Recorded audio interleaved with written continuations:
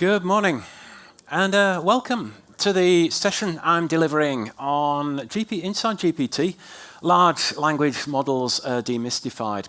This is probably about the 6th, 7th, maybe 8th time I'm delivering this session. I've been doing it for probably about 9 months. I'm also still working on the session. I was adding and modifying and changing slides. So this is kind of a work in progress as I learn more about how GPT works. And what I'm going to be going through is some quite advanced stuff, looking at kind of how language models work, and also the maths that goes on inside language models. A bit about myself. My name's Alan Smith. I describe myself as a developer, trainer, mentor, and evangelist. I love writing code. So ever since I started my IT career way back in 1995, I've stuck with working with code in various languages.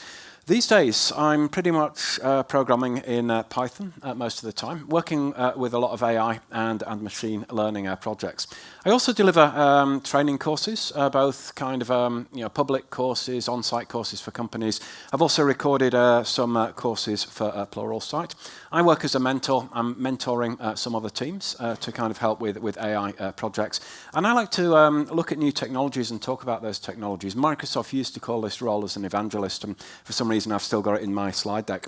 I work for a company called Active Solution. We're based in Stockholm, Sweden. Jakob also works for Active Solution. He's presenting later today. And I've had the Microsoft Most Valuable Professional Award since 2005. When I got awarded for BizTalk Server. And I've been in BizTalk Server, Connected Systems, Integration, Azure, before I actually got put into the AI group. I do quite a lot of work with the community. Mostly these days, I'm working on a YouTube channel. So one of the other sessions I do is GPT versus StarCraft, where I'm using GPT-4 to come up with strategy for StarCraft games. I'd recommend watching the YouTube video. Unfortunately, the demos don't work too well on that when I try to do them in presentations because of the randomness of the game. But there's stuff on YouTube. I've edited that, so that tends to work well. So I'd like to thank the other YouTube presenters who've really helped me to get a grip with how language models work. I think the biggest shout out has to go to 3 Blue 1 Brown for the last 2 or 3 videos that are looking inside GPT, covering kind of the same stuff that I'm covering today, but with his style of animation and explaining how the maths works. Also, Andrei Karpathy has done some great videos explaining how language models work. They're well worth watching. So we've all been using GPT for a long time. We go in, we ask it a question, and it basically generates this text. We see the text being generated word by word. It's actually being generated token by token. And we'll talk about how that mechanism works a bit later on. So we can go in and we can say, how do I make cheese? And it comes out with an actual description of how to make cheese. I love to know how things work. So how does this work? What actually makes this tick? How can it come up with all of these different answers to all of these questions that we can ask? The models themselves, if we look at what GPT does, the only thing that the models will do is that when we give it a sequence of tokens or an input of text, the GPT model will predict the probabilities of each token being the next token in the sequence. We'll look later on at the model vocabulary. There's a token vocabulary, which in the GPT models is about 50,000 tokens. So if we feed in a sequence of these tokens, it will just give this probability distribution of what it thinks the next token will be in that sequence. So if we say the cat sat on the, and we feed it into a GPT-2, which I'm running on this machine, it's going to come out with this kind of series of predictions, with floor being the most probable token at 7.64%. Now, the reason that we see, when we're in GPT, this text coming out kind of token by token, is what the model will do then, is it will take the token for floor, it adds it on to the input, it sends that sequence into the model, and then the next thing that comes out is comma, being the most probable at 26.14%. So we put comma on the end, we feed that token sequence back into the model, and it comes out with and at 4.78%, and then we stick that token on the end. So this is basically what the models are doing. We'll see that that's not optimal, and we'll see later on that there's other things that we can do to generate better and cleaner outputs. So this sequence prediction problem is very challenging when we're working with text because these sequences can be of variable length. We can say the cat sat on, or the king of rock and roll is Elvis, or we can generate code by putting in a comment, load trainingdata.txt into a list and display the top 10 lines. And the probable tokens after this comment is going to be the code that actually executes what is described in the comment. So that's why we're using copilots, and it's able to generate code for us. But all it's doing is really just giving out the next tokens in the sequence. The sequence order is very important. If we say the film was not bad, in fact it was very good, versus the film was not good, in fact it was very bad, all we're doing is really swapping two tokens in that sequence, but the actual sentiment of that text is changing dramatically. It's giving it pretty much the opposite sentiment. So the order of these tokens is going to be very important. Also, we have to deal with long-term dependencies. The cat sat on the floor. It had just been cleaned. So then it had been cleaned, so it is going to refer to the floor. Versus the cat sat on the floor, it had just been fed. Well, it had been fed, so it, in this case, is going to refer to the cat, because we feed cats and we clean floors. So it needs to understand these long-term dependencies, and this is a simple example, but when we're dealing with much more complex examples, such as the poem, The Boy Stood on the Burning Deck, the boy is mentioned in the first line of this poem, and in the second column, it says, upon his brow he felt their breath. So his is going to refer to the boy. The father is also mentioned in the poem, but the language models are able to understand that when we say his in that particular verse of the poem, we're referring to the boy. And then we have the concept of prompt engineering. Prompt engineering is what we actually feed in to the large language model. So it can answer the question, how do we make cheese? We're not just sending in how do we make cheese when we're using GPT. There's a whole bunch of other stuff. So typically, we tell the language model what it is. You are a friendly and good-natured chatbot. We also tell it things that it shouldn't do to prevent the users from doing things like jailbreaking or getting it to generate inappropriate responses. The actual prompts are a lot longer than that, but that's basically what it's saying. And then we actually feed in the user's question. And after all of that, the next tokens in that sequence is hopefully going to be the answer to that question. We also have something called retrieval augmented generation, or RAG. You will have heard of this. I think Tess Ferendes was talking about this earlier on in the conference. And the general thing is that the models have a cutoff in their training data. So they're trained on data, and then we have this cutoff in the training data.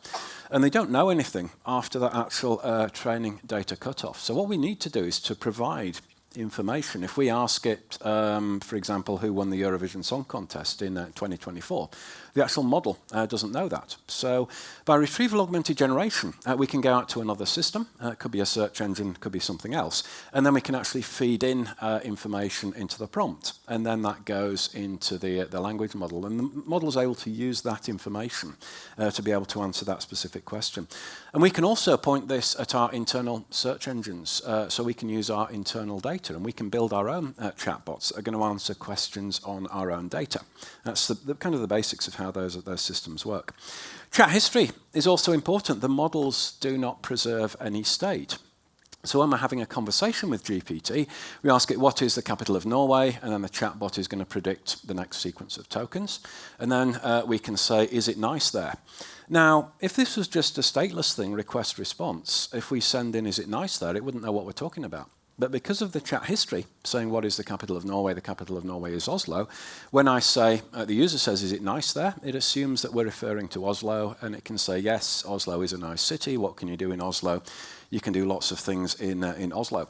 So it's able to, you'll see why that's relevant a bit later on. It's part of the demo. So I've actually built a simple chat model. I'm using ChatGPT 2. And the reason I'm using that is because, firstly, it's open source, which means I can go into the code, I can put breakpoints on the code, and we can see what's happening inside the model. That's really good. The second thing, GPT-2 will run on a computer that I can actually carry around to a conference, which isn't true of the larger language models, which would require a cluster with lots of really, really expensive GPUs. So I've got GPT-2 here, and I've done a sound check, so hopefully this is going to work. Let's try running this without debugging. I haven't tested it with Oslo, so let's just see what it's going to do.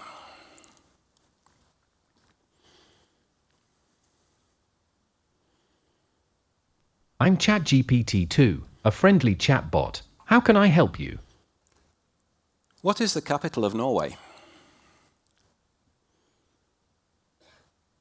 The capital of Norway is Oslo. Is it nice there? Yes, it is nice. Why is it so nice in Oslo?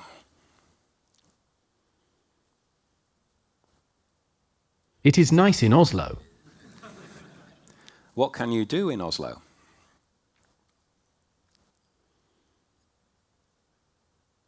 You can do anything in Oslo. Are there lions in Oslo?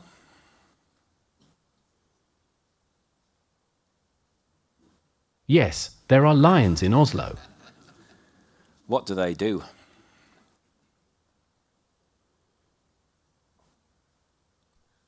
They do everything in Oslo.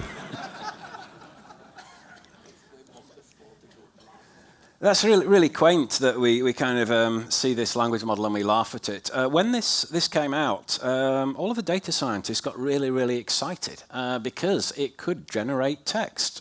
It wasn't very good text. It's kind of like talking with a 4-year-old, but it was actually generating text that was syntactically correct, which was a major milestone. Now, obviously, this wasn't something that the public would be interested in if we published it as an actual service. It wouldn't be able to kind of help us do anything useful. Maybe entertain a 4-year-old, but not much apart from that. But what the data scientists understood was that if we make this model bigger and if we give it more training data, it's going to be much better at generating text. So they could see that the potential of a small model could just be amplified and scaled up with larger models to be able to generate better questions and answers. And that kind of trend is continuing, kind of a bit like a Moore's law thing, where stuff will get more powerful over time. And we've got these models. If we throw more data at it, and if we have more GPUs and give it more time and have more dollars and use more electricity, we're going to generate better models that can generate text better. So another quick demo of how it's actually doing this sequence prediction. So what I'm doing here is a Jupyter notebook where I've actually got the code that is running this. So I'm importing Torch because this version of GPT-2 is implemented in PyTorch. And then from the transformers, which is from Hugging Space, I'm importing GPT-2 tokenizer and LM head model. And I'm also using matplotlib pyplot to draw some graphs.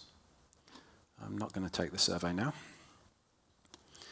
So that's going to import that stuff. We can then generate our tokenizer and generate our model. I'll talk about that a bit later on because the tokenizer is separate from the model. I've got various bits of text I can use as the actual input, which I can define. So we've got these various texts. So what I'm going to do is I'm going to take text 0, and that is the cat set on there. And then what we're going to do is to print that out. We're then going to get the input IDs. So I'm calling tokenizer.encode and giving in the actual text, and that is going to return the actual IDs that we're going to be sending into the model. And then we do this. Outputs is equal to model, and we pass in the input IDs. And then if we run this, what we're getting out is a tensor, which is a 3D matrix, which is of size 1 by 5 by 50,257. Now, 1 is basically the number of batches that we've got. When we're training LLMs, we typically send in, or when we're training any neural network, we typically send in a batch of items, and that speeds up the training process. So in inference, we can also send in batches, but we usually don't do that. We normally just send in one string of text. 5, because there are 5 tokens, the cat sat on the.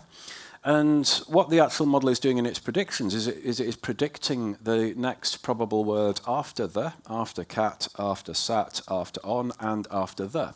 And the reason it does this is because in the training process it makes sense to send in sequences where you send in 100 tokens and it's predicting the next token of all of those tokens, and then we can help it in the training process to learn what the actual correct answers are when we do the back propagation. So what we need to do is to actually filter through these. What I'm doing is taking the last item, and then I'll set the temperature to be 1 actually. The temperature should be 1.0. And we'll talk about this later on. And what I'm doing is just getting the 10 most probable tokens. And you can see that there we've got floor, bed, couch, ground, edge, bench, table, sofa, other, and back. And you can see the actual probability distribution that we've got there. Now, we can do this with a few others. Because sometimes we'll actually see how the probability distribution varies. If I do a Control F5 on this, it's going to do this with a few sentences. So there we can see that we've got the cat sat on there, and we've got all of these probabilities. Now, this is like when you go to the fairground and you've got one of these spin the wheel things, and you spin this wheel, and there's a tiny little wedge that is the top prize. Assuming the wheel is not weighted, you've got kind of an equal chance of landing on kind of each section on that wheel. So it's kind of like one of these things. If we're using a temperature of 1.0, there's a 7.64% chance of it choosing floor, and 6.53 of it choosing bed. And then all of the other 50,158 tokens, there's a 28% chance it's going to land somewhere here. So every token, it could say the cat sat on the cheese. It could say the cat sat on the, and then something very, very inappropriate, because there's probably tokens for those inappropriate words, and there's a very small chance that it could pick that. So we'll look at how we can use parameters in the models to prevent it from choosing these very rare tokens. There we've got Helsinki as the capital of Finland at 42%, and also it understands code. So if you program in .NET using system dot, there's a bunch of stuff that you'll probably put after that. If you're programming in Python, you typically import NumPy as MP. You can see that that's the most probable token coming after that. And then the king of rock and roll is Elvis. Tokens are not words. Tokens can be parts of words, and we'll see kind of what they are later on.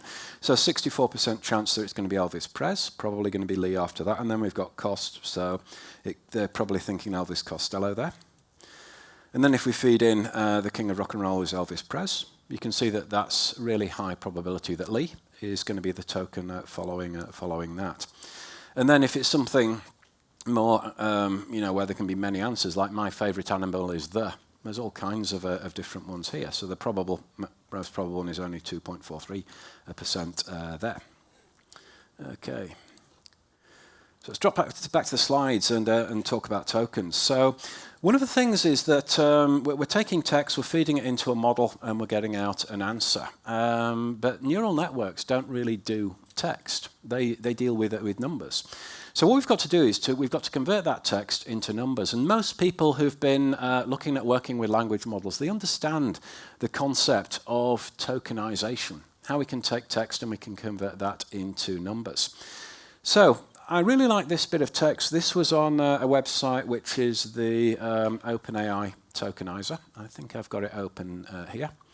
And what we can do is we can put some text in here. They've actually changed the text on their website, but I really liked the one that they had there originally. So we can put that in.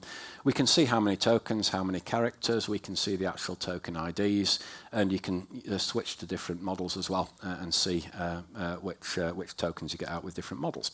So that's good for kind of comparing and looking at how many tokens a prompt will cost, because we pay for tokens when we're working with these models there.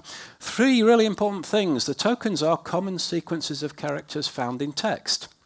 Now, the generation of the tokenization vocabulary is a different process to the training of the model. So what they do is they take the training data and they do some statistics on it to figure out, given a token vocabulary of, say, 50,000, around about 50,000, what are the most optimal sequences of text that I can use to represent this training data?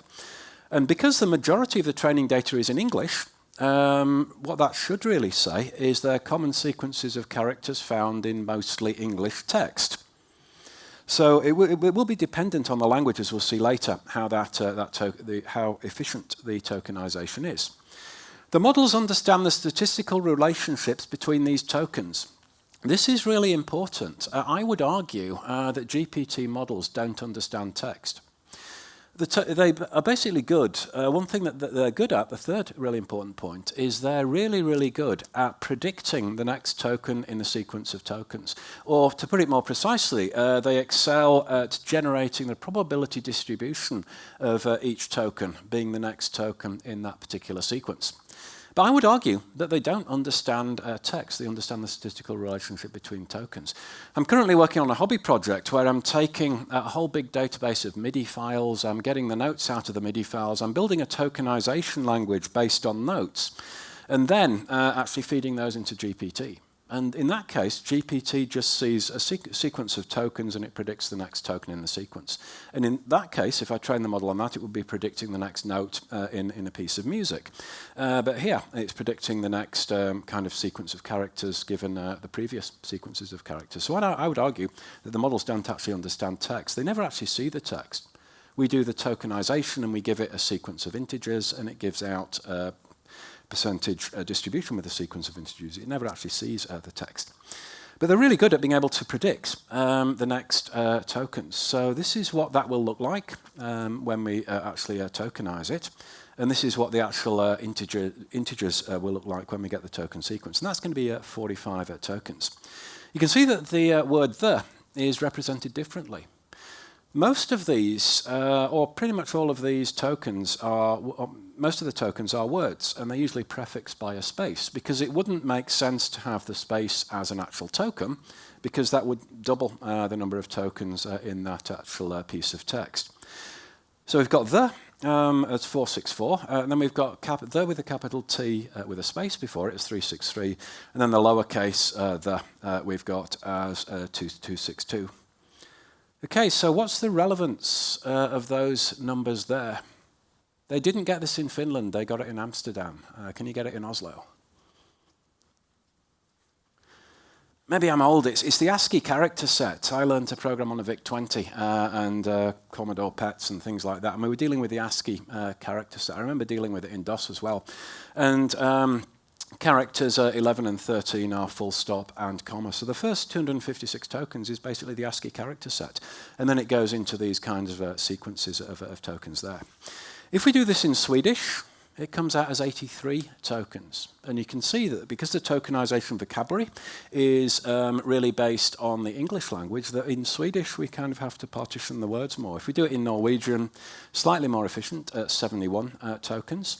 Finnish, kind of the European languages, is the worst with 103 tokens. And then we go to Telugu, which comes out as 622 tokens. That's the same text there. You can see GPT appearing. Also, you can see, well, you probably can't see because they're really, really small, that all of these are basically under 256. They're ASCII characters, and it's using character codes to describe the actual letters that are used in the Telugu alphabet. So this is the token optimization. And I'm probably going to be unpopular here, but I'm going to say English is the new programming language. I'm from England, I speak English, I speak Swedish very badly, so English is really the language that I work with. And that's really a statement that I've been hearing a lot, because when we do prompt engineering, we're actually telling the language model what it should do. For years and years and years, since 1995, I've been telling computers what to do by writing C or BASIC or C# or Python or what have you. But now we're pretty much using boilerplate code, and the thing that we're modifying that we have to get right is the prompt that we're typically writing in English. So that's showing the amount of tokens that we're going to be using to represent these various sequences of text. And this kind of correlates with the language understanding for GPT-4. It's not a direct correlation, but you can see Telugu's down there at the bottom, and Telugu's the least efficient with tokenization. So, 4 reasons English is the new programming languages. The GPT and probably all of the large language models, unless they're specifically trained on a language, are most accurate with the English language. And that's because the majority of the training data is in English, and also the tokenization vocabulary is in English. Billing is based on the number of tokens. So it's going to be more expensive using other languages. Throughput is based on the number of tokens per second, so it's going to be faster to process the same sentiment using English. And models have a maximum number of input tokens, so we can get more information in the prompt. We're developers, right? If we can make something that's 25% faster, 25% cheaper, 25% more accurate, and can process 25% more of the information, we're going to do that.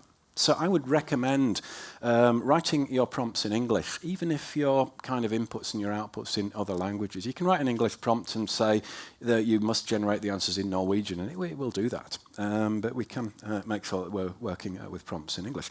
Just to demo this, I did ask it how to make cheese in Telugu. I think I did. That's what I got out of Google Translate anyway. And it did this retrieval augmented generation. It searched for information about making cheese in Telugu, and it generated some answers, saying that I could use it with the main ingredients being cheese powder, which I've never heard of. So that wasn't as, you can see that isn't as good a description as it in English. Then it gave up with Telugu, and it says, you're interested in something more creative, I can generate a poem or a story. Let me know if you want to do that. Also, here is the image of the Frozen movie characters, Anna, Elsa, Kristoff, Olaf and Sven, in an ancient autumn-bound forest of an enchanted land that you requested. I hope you like it. I think there's going to be several million people in southern India who are just going, what's everybody going on about this GPT thing? It's rubbish. You know, it can't even tell me how to make cheese. It's drawing pictures of Frozen characters. So it would be nice to see better support in languages. Now, there is this thing that has been built in Sweden, GPT Suite, it's called, and this is trained on not just Swedish, but Swedish, Norwegian, Danish, Icelandic, English, and programming code. And we have talked to customers who are experimenting this, but their conclusion is that GPT-4 is just better than a language that's been trained on its own, a custom model trained on a specific language. We can see that GPT-4 in many, many languages, all of those right down to Punjabi, outperforms GPT 3.5 in English because it's a bigger model. But English is probably the worst possible choice because we have heteronyms. Does anybody know what a heteronym is? It's a homograph that is not a homophone, according to Wikipedia. But basically, a Venn diagram helps us to understand it. So some words, because of the English language being weird, you've got the wind was too strong for him to wind the kite. She shed a tear when she saw the tear in her dress. Now, these are the same tokens, but they're different words. They're pronounced differently sometimes, and sometimes they're pronounced the same and they're spelt differently. So English is really weird like that. And kind of a demo of that, I asked it to give me a well-known song lyric with the word wind, as in wind a watch in it. And it came out with Blowing in the Wind by Bob Dylan. And then I corrected it and says, no, I wanted wind as in wind a watch, not blowing in the wind. It says, I'm sorry, I misunderstood you. And it came out with Against the Wind by Bob Seger. And this is a really interesting one. It came out with a chain by Fleetwood Mac that said, listen to the wind blow, watch the sun rise. So it's got wind and watch in it close to each other, but they're different meaning of wind, different meaning of watch. So remember when I was saying that they don't understand language, they understand the statistical relationships in tokens, and because wind and wind and watch are the same tokens, it's just thinking that's what it should do. This is just an algorithm that's generating those. So just to iterate the tokens quickly and show you what that tokenization looks like, I've got a demo called Iterate Tokens. If I run this without debugging, it's important that you listen when we run this one, so let's start without debugging.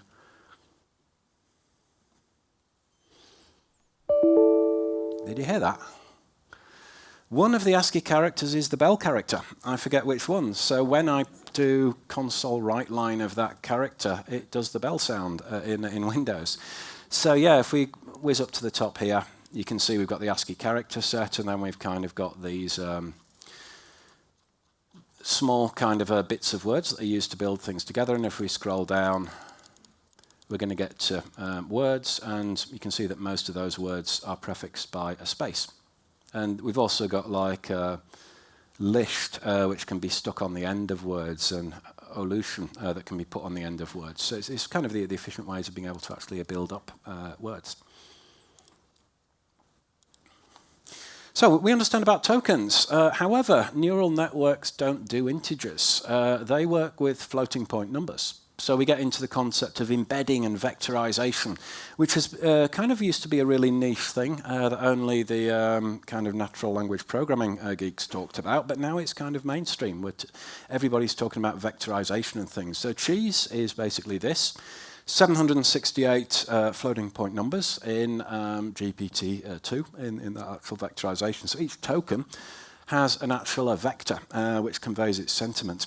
Now, a lot of research went into this with word2vec, and you're supposed to be able to do things like this: king minus man plus woman is equal to queen. And you can do maths with numbers. Paris minus France plus Poland is equal to Warsaw. I've really tried to get this to work, and I haven't. If you watch the 3 blue, 1 brown, he has some good examples of that. And he talks about why king minus man plus woman is equal to queen should work. But it doesn't, because Queen, as well as being, say, the Queen of England or the Queen of Sweden, you've also got the rock band Queen, headed by Freddie Mercury, which kind of drags the meaning of Queen in a completely different direction.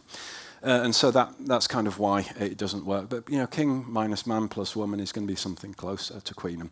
And check out the 3 blue, 1 brown stuff, because it gives a really good explanation of that.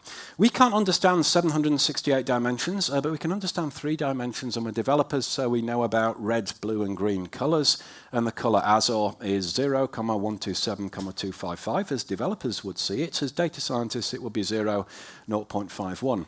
And we can project colors into a 3D space and see that colors that are similar are closer together. And we can also see that we can kind of use this to figure out colors that are similar. Now, there's a few methods of doing this. There's the Euclidean and cosine similarity that you may hear about. Just to cover that quickly, if we look at all of the colors that are along that line there, along that vector, you basically get darker versions of that particular color. So you could argue that dark azure is similar to azure because it's at the same angle. The vectors are at the same angle, just along that line, whereas cyan is quite close in the Euclidean, in the actual distance between those two, but it's a different shade. And all of the colors along that cyan will be similar. So that's kind of cosine similarity, looking at the angles. And then you've got the Euclidean distance. How many people know what that means, that image? A few of you do. A few of you play board games. It's a board game, but it takes about 45 minutes to play, and I think the age is about 9 or 10 or something like that.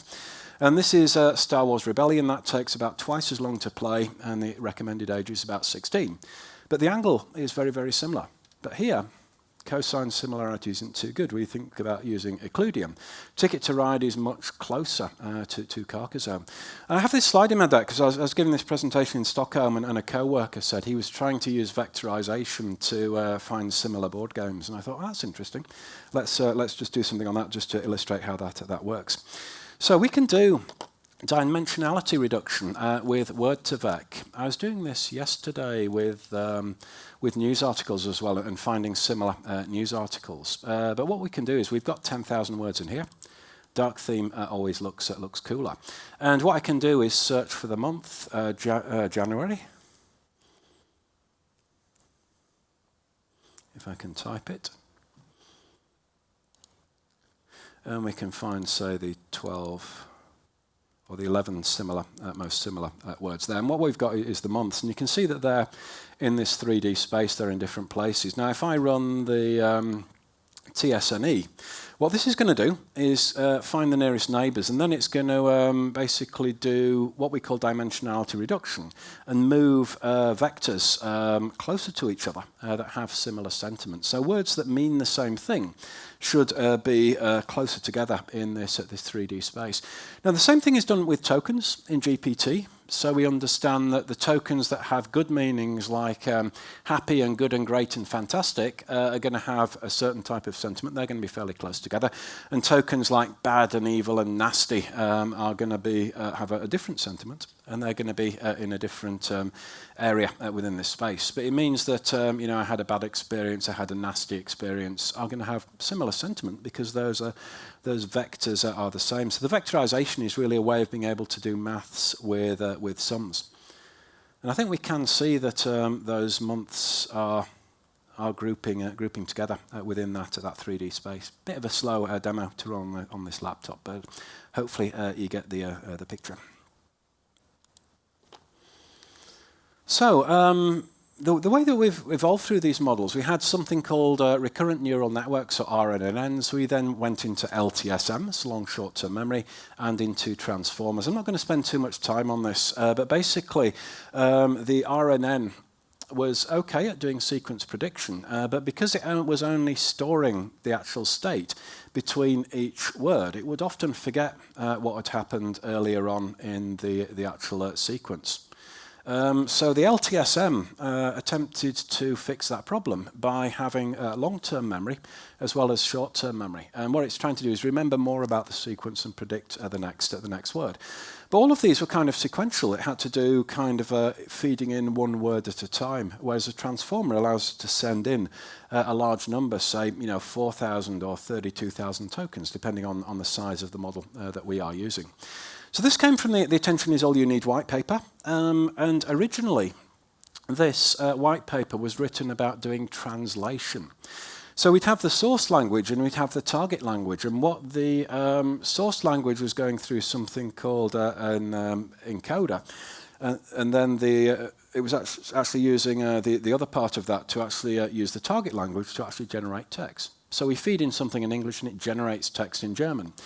So the idea of doing generation is just to say, well, forget about doing the actual transformer bit. Let's just have it do the generation and generate text in a language based on the actual previous token. So they've kind of adapted the translation with the encoder and the decoder to just use the actual decoder and actually use it as an actual generation algorithm. So we're going to be focusing on this bit. So the first bit is to actually do the embedding and the positional embedding, because sentiment is important and also position is important, and that's done with through this process. So we start off with tokenization. We send in the cat set on the, we get these tokens, and in this case each word is, we've got 464 for the, and it's really space cat sat space on space the for those actual tokens there. And then we do the token embedding. Now within the model we have something called an embeddings table. And this is just basically a two-dimensional array, which is 768 across, because there's 768 dimensions in the vectors, and it's 50,256 down, because that's the actual size of the vocabulary. So each token basically has a lookup that we can perform in that table to get the embeddings for that token. And we just stick them in an array, which is going to be 768 by 5 in this case, because we've got 5 tokens. And that gives us our embedding vectors. The next thing we need is the positional vectors. Now, when we go back to the diagram, you can see that there's kind of a sine wave in positional embedding. There's another lookup table in the model, which is the positional embeddings. And instead of the vectors being generated on the sentiment of the word, the vectors are just actual positions relative to the actual positions.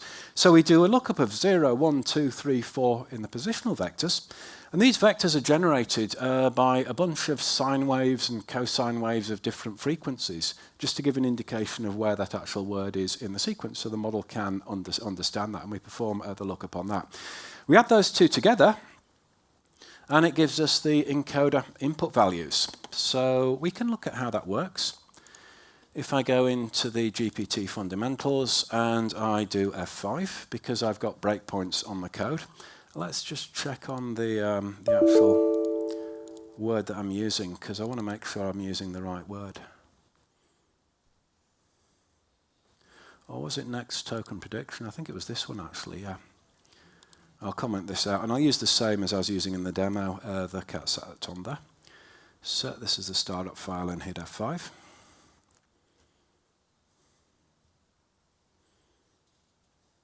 It takes a while to load the model weights into memory, but it should actually kick off fairly quickly. Okay, we've hit the first breakpoint, and what I've done is I put some watches on that. So self is kind of like this in C#, and it's telling us the actual name of the class. So in the GPT-2 model now, and that's the constructor for the GPT-2 model, the init method there. And if I continue, we'll enter some text. If I just press enter, it's going to default to the cat set on there. And now we're in the GP2 LM head model. And if I continue again, here we're actually doing the actual token embedding. So you can see that we've got the input IDs 4643797. So that's the cats on there, the actual integers for those. And then we've got the input embeddings that we're using self.wte, which is the token embedding. And if I step over that, we've then set this actual tensor. And if you look at the input embedding size, that's 1 by 5 by 768. 768 dimensions, 5 tokens at one batch. And then we're doing the same thing with the position embeddings, but instead of the token embedding, we're using the position embeddings. And we step over that. And you can see we've got the position vectors there. And then we're doing hidden states is equal to input embeddings plus position embeddings. So I can step over that. And what we've done there with that actual tensor maths is this operation that we've got on this particular slide. For each token, we're getting the embeddings and we're adding them up to generate the actual input embeddings. Next comes the actual multi-head attention, and this is when we start doing maths. And basically what we're doing is something that GPTs are very extremely good at, which is matrix maths. We've got this query, we've got the key, and we've got the value. And these are generated from a convolution layer in the network that has been trained to basically generate floating point numbers, which is kind of information about the actual words when we send in the encoder input values. Now, this is done 144 times in GPT-2. There's 144 different attention blocks in there, 12 layers of 12 heads. And what that will basically give us is this 1 by 5 by 2304 array. And that's then split into the query, the key, and the value, these actual 3 arrays. Now, because we've got 12 attention heads in each layer, we're going to take those, each of those 1 by 5 by 768, and we're going to split this 768 dimension by 12, which is going to give us 1 by 12 by 5 by 64. So what it's doing is splitting the 768 into 12 arrays because there's 12 attention blocks. And then each of those attention blocks will get its own query, key, and the value for the actual 12 blocks. So the query is a current token that the model is focusing on. So if I'm the query in this particular option, we do this for every token in the RUM. So if we're all kind of at tokens that are in the actual word, I can be the query in this example. The key is going to be how everybody relates to me. Maybe you've met me, maybe you work with me, maybe we were at a different conference and we sat and had lunch together. You may have some connection with me. And the value is information about that particular connection. So what we're doing is we're kind of figuring out how words are connected with other words. And then the maths that we do is just modifying these actual embedding vectors to actually find relations or find attention between actual words and find how words are connected. And this is when they say attention is all you need. It means that we don't need LTSMs, we don't need to have the recurrent neural networks. We're just going to purely focus on the attention mechanism for being able to actually figure out how to do sequence predictions in words. And that's why that white paper was really revolutionary there. So what they're doing is they're performing this operation and they're coming out with the actual attention vectors there. Now, it's a bit challenging to understand. Remember when I said there's these 768 dimensions, and when you're dealing with colors, there's 3 dimensions, and it's much, much easier. But there is a tool called the visualizer, which is basically for the BERT model, which is the one before GPT. And what we can see here is these 12 attention heads and the 12 layers in the network. And what it's showing is graphically the attention weights that are put between different words. So you can go in here. I think if we go into the layer 2, there's one of these layers where it's focusing on the next actual word in the sequence. I forget which one it is, but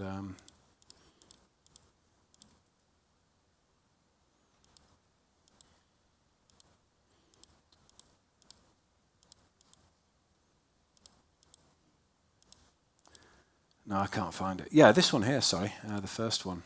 So if I switch off all of those, it's layer 2 and then attention head 1, is just focusing that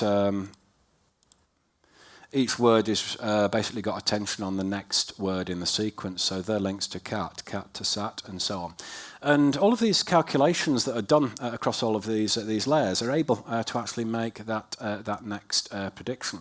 And we can drop back to the code and see how that maths works. If I click on F5, you can see here that we've got the actual hidden states, and what this is doing is feeding it first through that convolution layer, and then it's actually doing the split on that. So if I do an F10 on that, you can see that we've got the query, the key, and the value.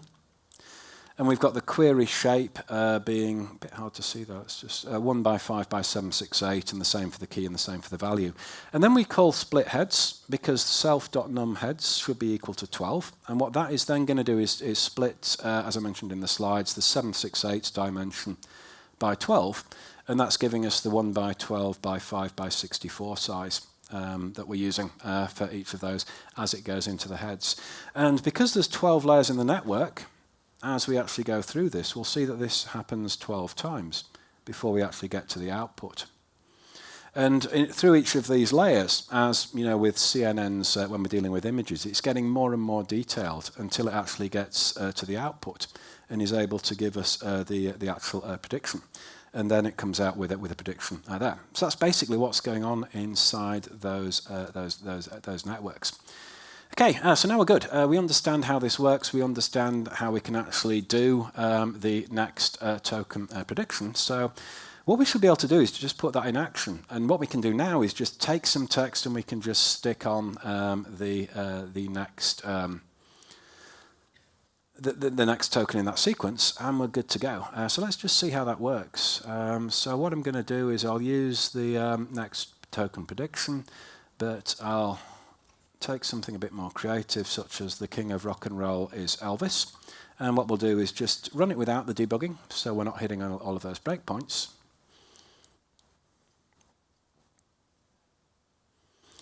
So I just press enter and it says the king of rock and roll is Elvis. And you can see that Prez is the next probable token at 64%. So we stick that on, and then we've got Lee at 99.76. And then we've got a full stop. And then he's a rock star, comma, and he's a rock star. He's a rock star.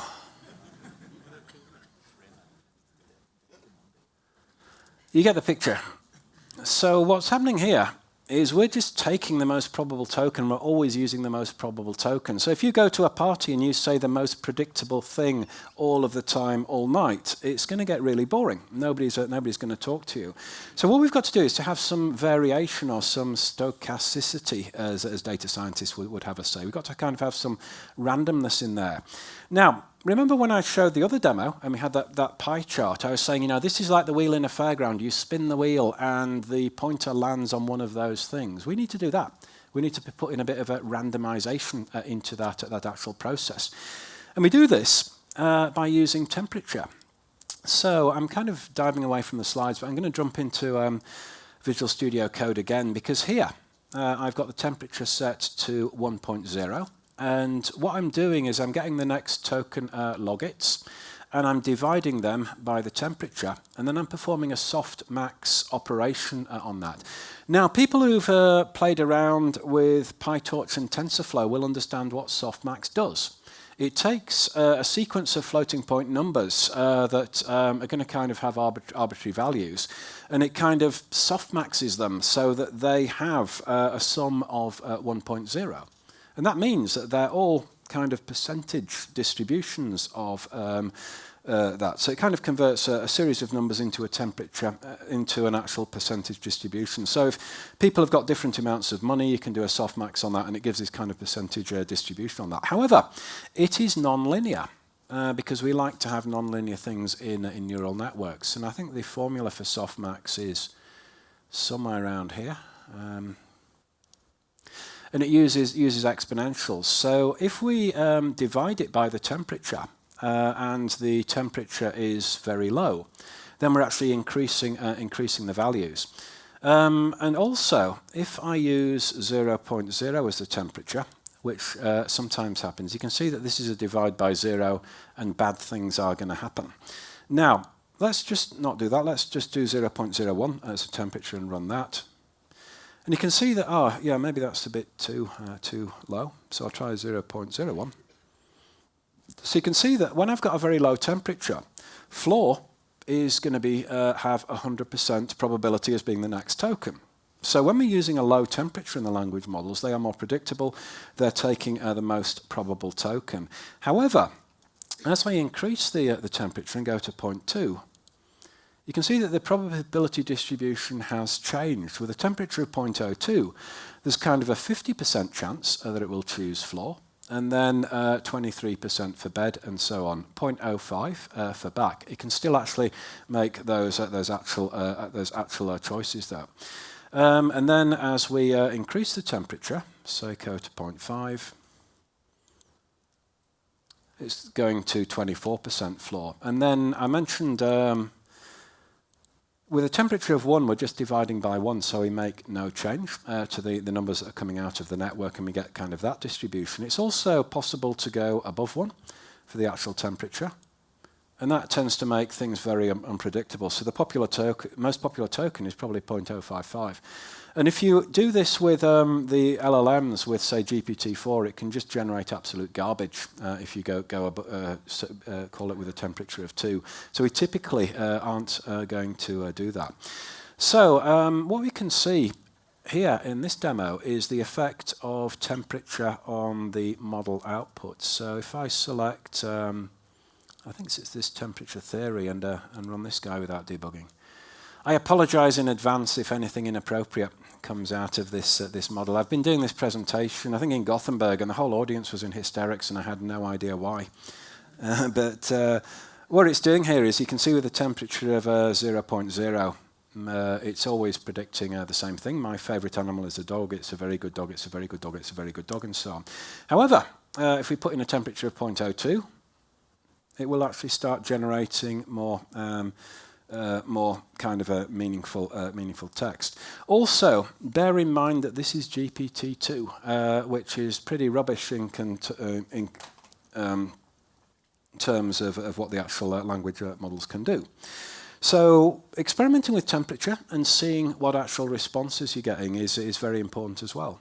We'll see that as we increase the temperature, we're getting more and more creative stuff coming out of the actual network there.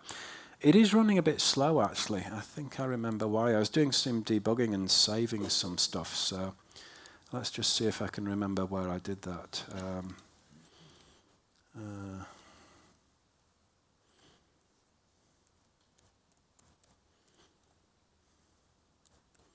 So if I search for outputs in the solution,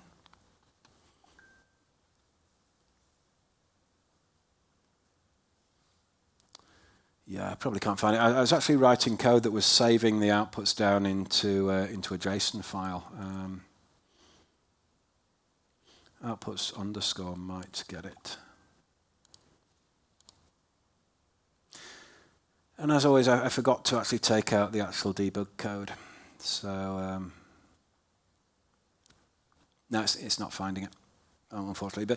But basically, as we change the temperature and modify the temperature, it's going to affect what words are chosen. Now, temperature isn't the only parameter that we've got to work with. We've got this other thing which is called top P. Now, a lot of people understand what temperature is. Not many people understand what top P is and how it relates to temperature, and when we should use temperature and when we should use top P. But it's really an alternative to temperature, which is called nucleus sampling. So the idea of top P is, if I choose a top P of 0.01, then we're only going to be able to choose floor and bed, because it's going to take the kind of a top 10% of those. And that means it can never be ground or couch or so on.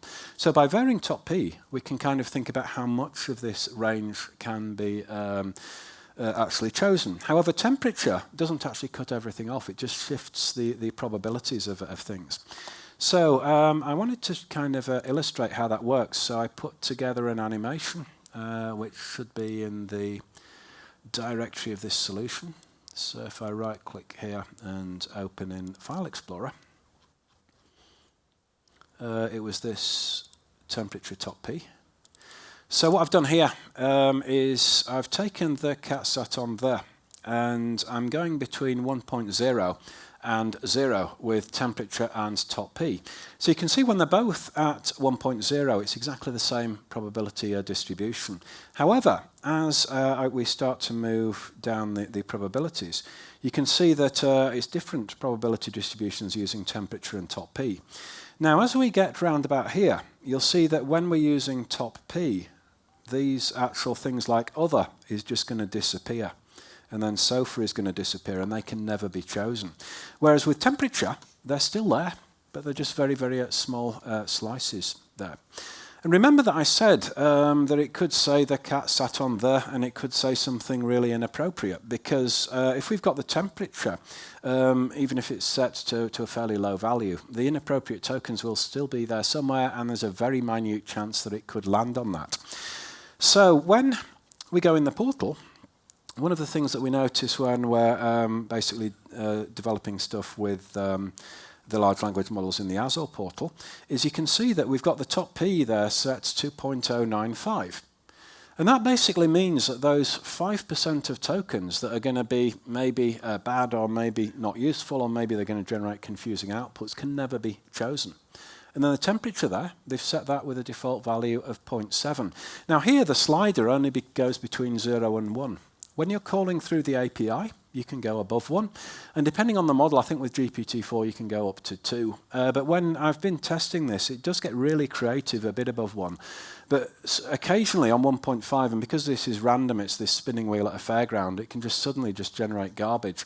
It picks a few tokens and then it's just generating like kind of just a mangled array of really weird characters and brackets and so on. It just kind of looks like a corrupted file. But once it generates one of these weird tokens, then there's no way back. The actual next token in the sequence is just going to be weird gibberish. So garbage in, garbage out, as somebody said years and years ago. A few other parameters that we can use. There is the n, which can specify how many track completions we're going to be generating for each output message. And that's basically used when we look at using the actual beam search, which I'll mention very quickly at the end.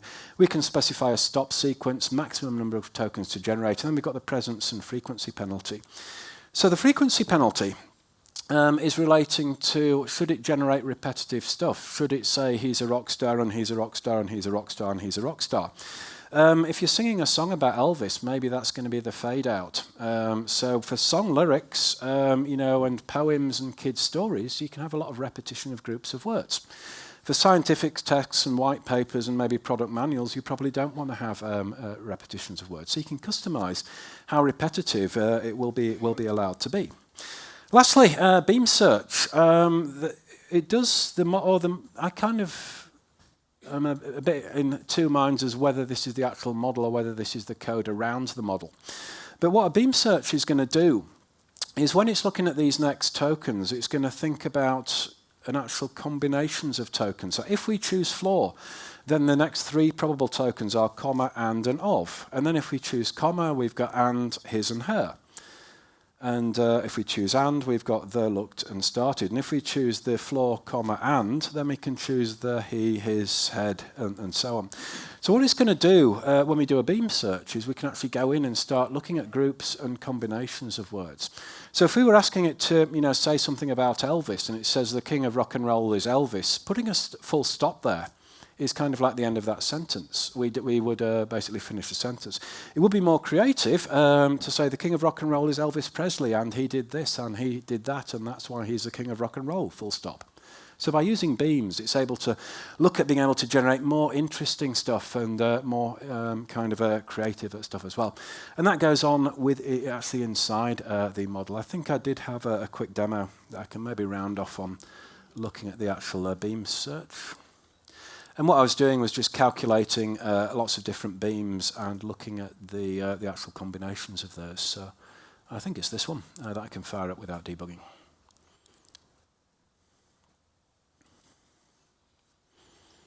Again, it takes a few seconds to load the model. And what this is doing is going through the various combinations of different things that we can do with that, and then basically putting a score on those combinations. And then it can actually calculate how this stuff works. So just to round off, hopefully this has been giving you a bit of an insight into what's going on in these large language models. Takeaways is going to be that think about the tokenization, think about writing your prompts, think about using English for prompts as well. And also, you can do a lot with the models through prompt engineering, modifying the temperature and modifying top P. Setting top P to say 0.9 or 0.95 is going to filter out any other any kind of these really weird tokens. That's typically done in the portal, but it might not be done in your code. And always test and evaluate and think about what the actual correct setting for temperature is going to be on those outputs. If you do want to play around with the source code, you can download, I'm just using the transformers stuff from Hugging Space. It's updated fairly regularly. You can play around with that. My name's Alan Smith. Thank you very much for listening, and enjoy the rest of the conference.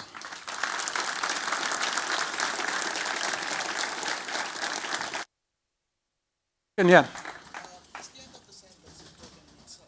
Sorry?